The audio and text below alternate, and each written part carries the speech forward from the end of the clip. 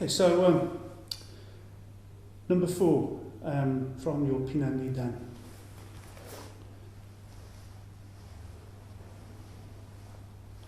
Yeah, so you've seen the move in from Pinan Nidan. So it's getting into this position and using your Gaiwan hook. Naiwan if you want, turn into Gaiwan. But again, go back, then turn.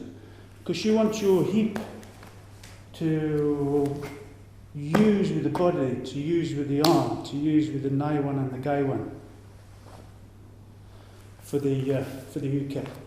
So please remember that. If you're beginners, then again make sure you come around this axis to get off the centre line and just cover yourself. That is fine. But more senior grades, go back and then turn. So leave the movement till the last split second so that the technique can't follow you.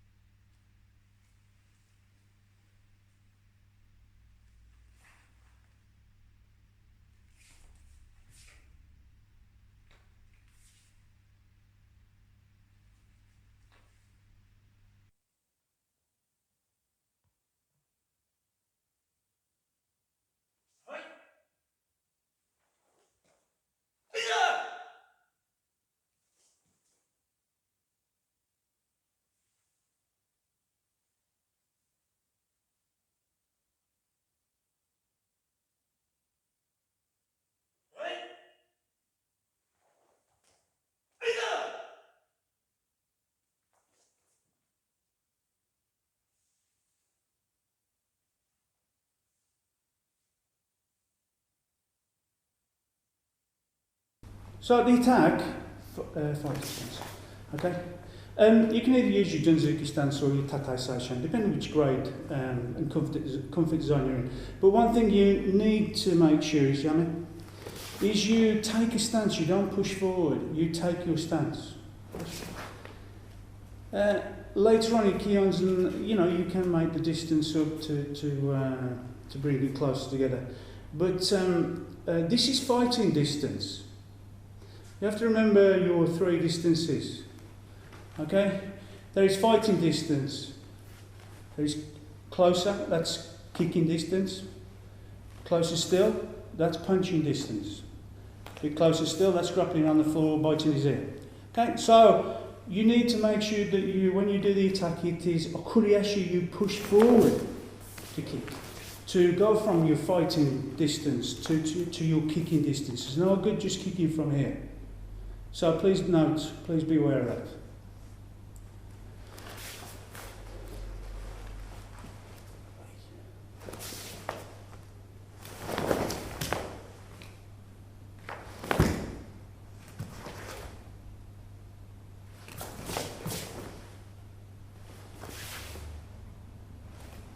Again.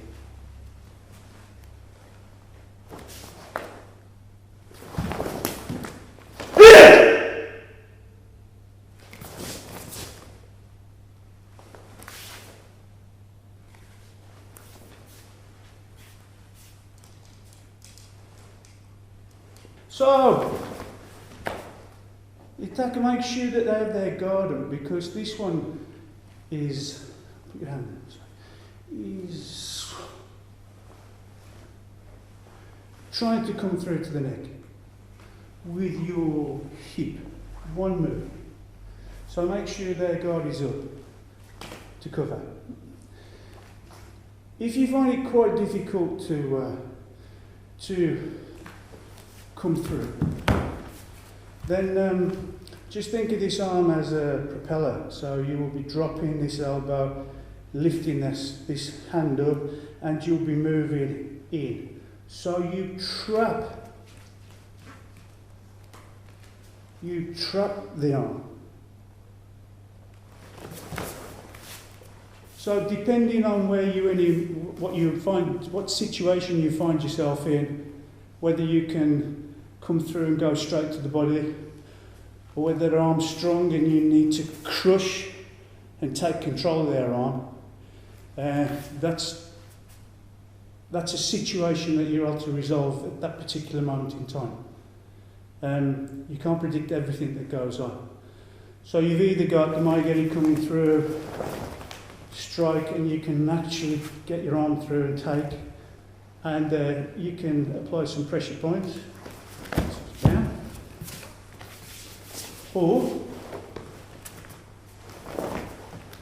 if they're strong and you can't get this through, you feel these hands coming through, then keep the guard and